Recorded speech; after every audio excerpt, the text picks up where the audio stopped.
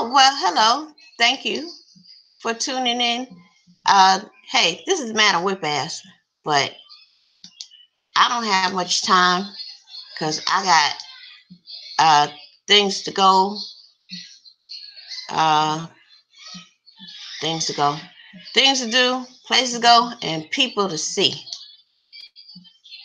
All right? But check this out.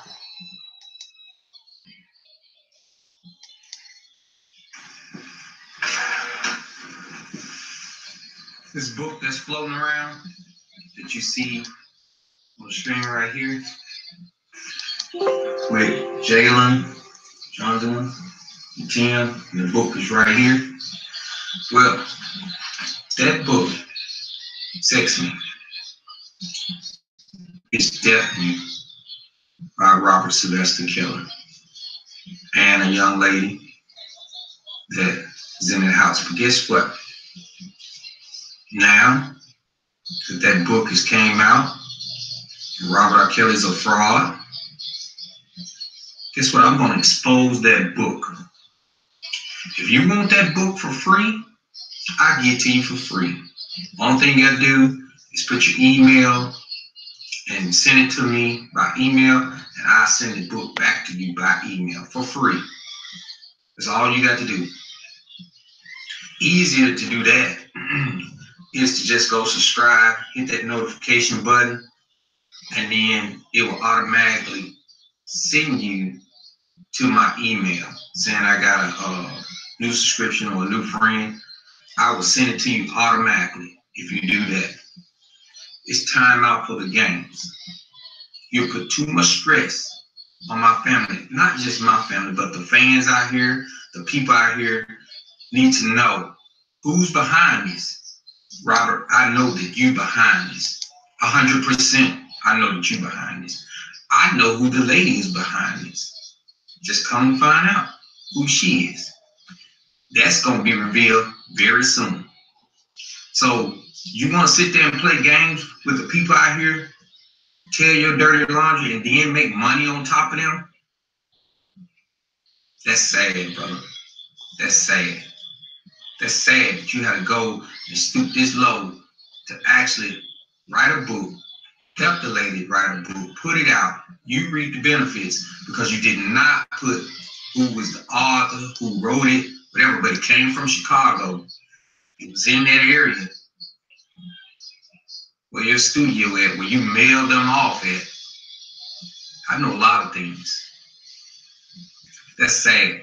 You have to steep to that level for other people to read a book. You have to have one of them girls to write the book, to do all this just to make money. That's sad. Now, if the people don't know that that's sick, that is sick, you have to steep that low in order to make a dime. So do he really care about the fans? Do he really care about these women in the house? Do he really care about the people that's out here? No. Guys, we got to move forward on this man and seek justice. He needs to face the court of law. Chicago police need to do their job. The fans are doing their job. People are doing their job. They do not want you to come to, they don't want to come to your shows, but then you find another way of avenue of going to help write a book and then put it out and then put all the sick things in the book. Then you use the girls to put it out. I ain't gonna say the young lady's name. She knows exactly who she is. I got a call from you yesterday on Saturday. Yeah. You're still a victim, but you and your mother is allowing this to happen. Yeah, I gave you enough right there. I ain't saying no names, but you know who you are. We're going to expose you for who you are. Anybody else associated with you, we're going to expose them too. But Robert Sylvester Kelly had 100% to do with this book. You're lame, brother. You're a coward. You trick people into buying your book and makes over $100,000 or $80,000 off a book. Anybody that does not go to the FBI or go to the local police and do a police report, instead write a book, I'm going to expose you. I'm going to put your book out there for free because I don't want no royalties off your book. I want people to read your book for free. That's right. Read your book for free. You won't make a dime, not a dime off this book. You mess with the right one, you will not make a dime because your fans and the people out here do not need to support you in giving you money. So I'm gonna put it out there for free. Subscribe to the page, hit that notification button so I can send you that ebook. And I don't care if I have to stay up day and night sending these books out to everybody's email. I'm gonna do it for free. Thank you guys. We're gonna get through this together and we're gonna put this man where he belongs. The law will seek justice. The law will get him. He's no better than Bill Cosby. Thank you. Have a great day.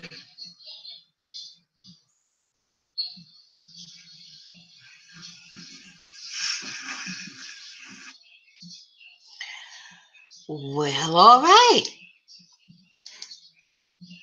Y'all know I suspected something was up with that book. I suspected that it was one of those chicks that was still with him who wrote that book.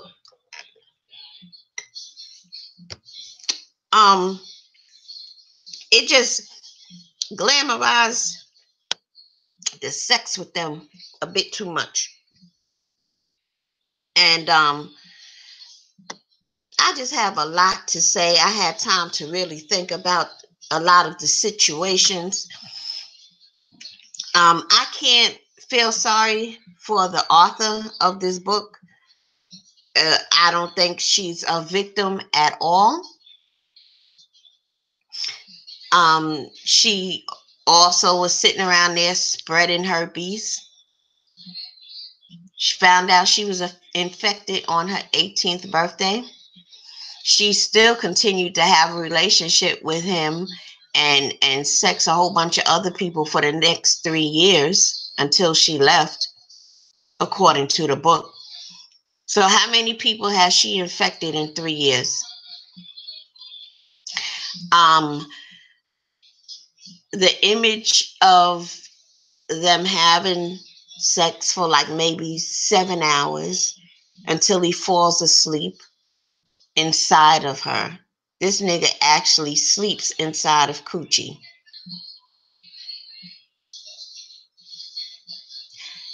And she allowed this until he wakes up and is still inside and starts screwing her again. Listen, please, if you are a young woman, whether you're in your late teens, early 20s, even up to 30, by 30 you should know better, but maybe you don't. But let me just say this to you. Don't let no nigga wear your coochie out. That is plumb ridiculous. There's a way to have a healthy sex life, and then there are ways to have an unhealthy sex life. And nobody should be trying to, well, they could try, but you shouldn't allow anybody to screw you for hours at a time every day, if not damn near every day. You have a right to say no and slow and curtail some of that shit. And this whole idea of, the part of the book when she tells him, Daddy, I'm only 16. And he was like, well, tell people you 19 and act 21. And when you 21, you do this, and to please your man, you don't never tell him no. Bullshit. You better tell a motherfucker no. You don't let nobody wear your shit out.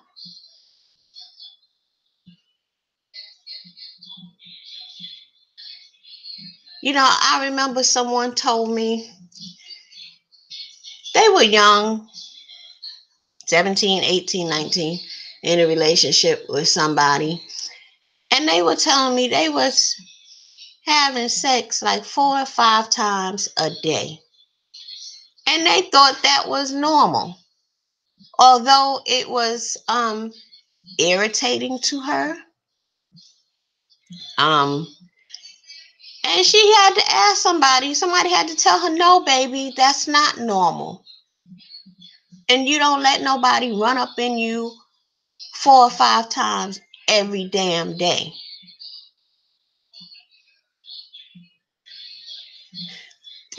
There is a thing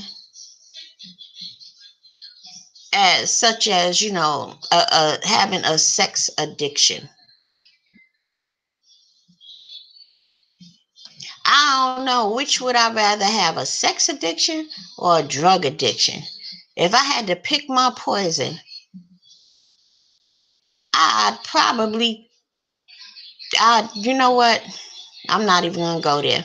I just thank God I ain't never had neither one of those. But with addictions comes sex bugs. You can track all kinds of sex bugs with that stuff. And I just can't really fathom, you know,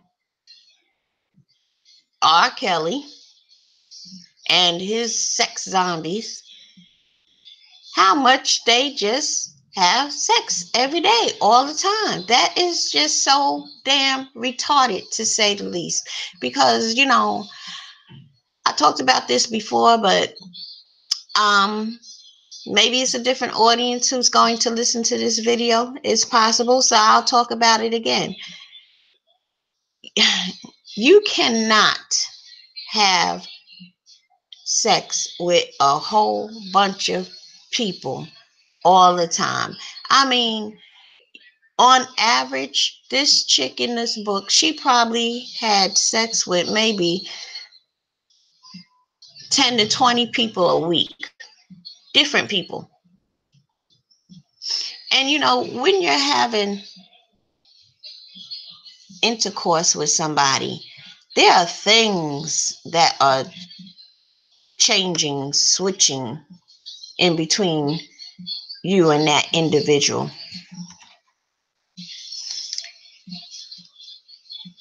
And with Rob talking about, he's fucked up in the head. Yeah, you fucked up in the head because you participate in having sex with multiple people, doing all types of unseemly things. And honey, you leave something in a person that you're sexually active with, and that person leaves something in you. And I'm talking about a spiritual thing. So if you're having sex with, let's say, maybe 30 different people in a month, that's 30 different people's part of their spirit you have entangled all up in your spirit. That's why you all fucked up. You need to be delivered. Don't you understand? You ever see a couple that are married and they've been married so long that they starting to look like brother and sister? I know you've seen a couple like that before, that they even look alike now. I think that has a lot to do with what I'm talking about. When you're having sex with somebody, a part of you is left inside of them and vice versa. And I'm not talking about bodily fluids. I mean, yeah, that too, but I'm talking about a spiritual thing. And that, I believe that's why some married couples, they start to look more like brother and sister.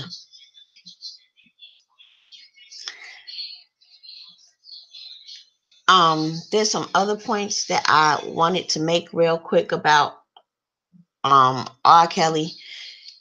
He just has a serious problem. And as I was reading that book, I mentioned that I felt like I was allowing myself to be used. And that was one aspect of reading that book I really did not appreciate. And for Mr. Savage here in this video I just played to state that R. Kelly and one of his sex zombie bitches are responsible for this book, I'm inclined to believe it. As far as Mr. Savage and his family, they kind of strange to me too, a little bit. Yeah, they are a little strange. In case you don't know, their daughter is one of R. Kelly's sex zombies, and their daughter was introduced to R. Kelly by her parents. This Mr. Savage, who was in the video, a few years ago, she was in college, whatever. She could sing, she has talent, and they were trying to get R. Kelly to help her with a record deal. And next thing you know, she done moved in with R. Kelly, left college, moved in with R. Kelly, and he been fucking the shit out of her and having everybody else fuck her, and just turned her out.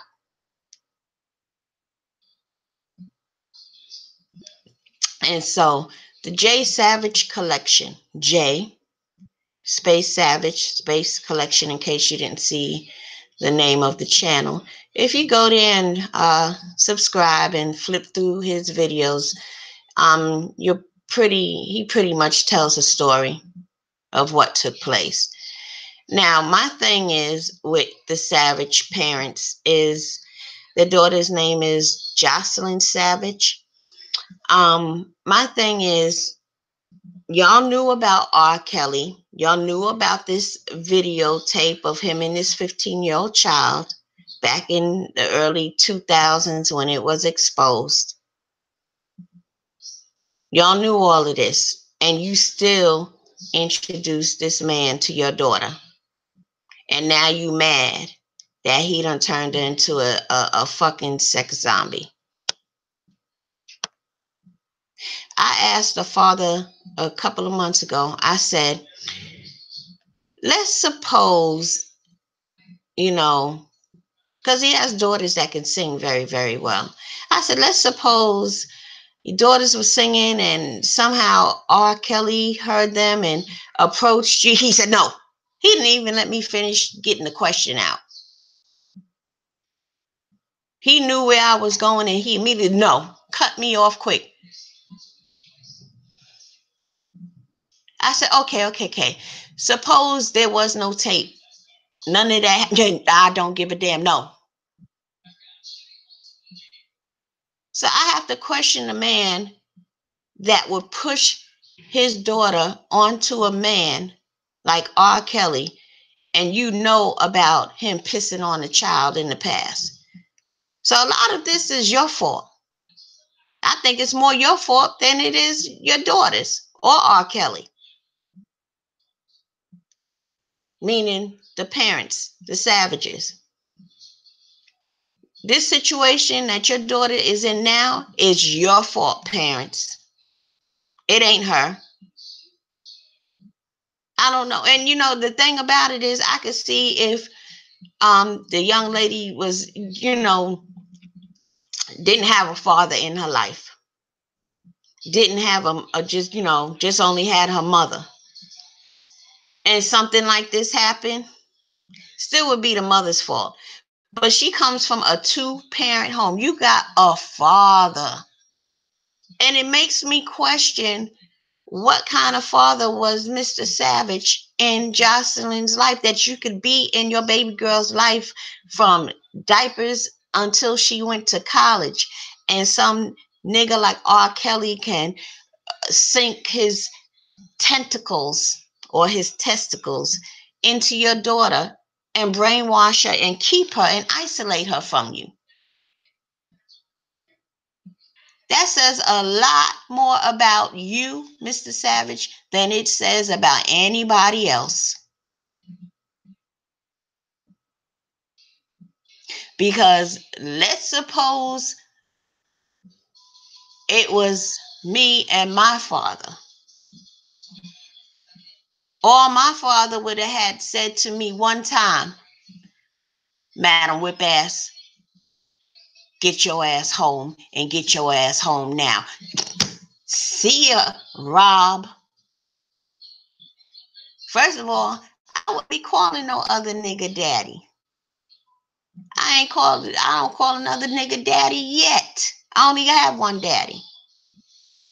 My daddy was the one and only daddy. You still alive, nigga, and your daughter's out here calling another man daddy. That says a whole lot more about you than it says about anybody else.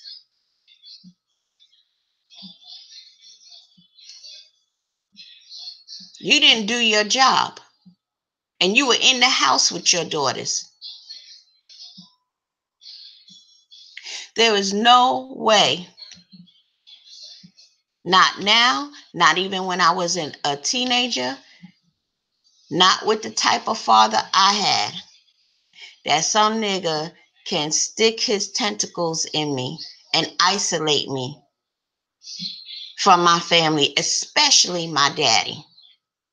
There's no way, even if I did find myself in that situation, all it would have took was one time for me to call home or turn on a video of my father making a video to me. That was it. I'm out of there. I better get back home to daddy. Quick. And even now, as a 51-year-old woman, and my father has been gone for 17 years, my father did his job so well that even from the grave, he still has an influence over my life. From the grave. When I'm thinking about something or pondering something or I got a situation, I'm thinking about what would daddy do? What would daddy say?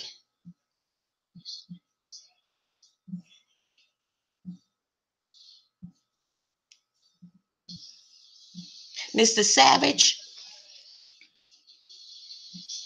you have been Jocelyn's father, but you was never her daddy.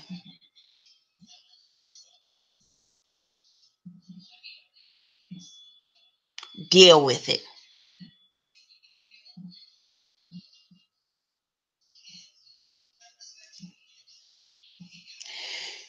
Listen, I don't have time right now. I'll try and come back in a couple of days. Perhaps there'll be a part 2 because I haven't finished all that I wanted to say.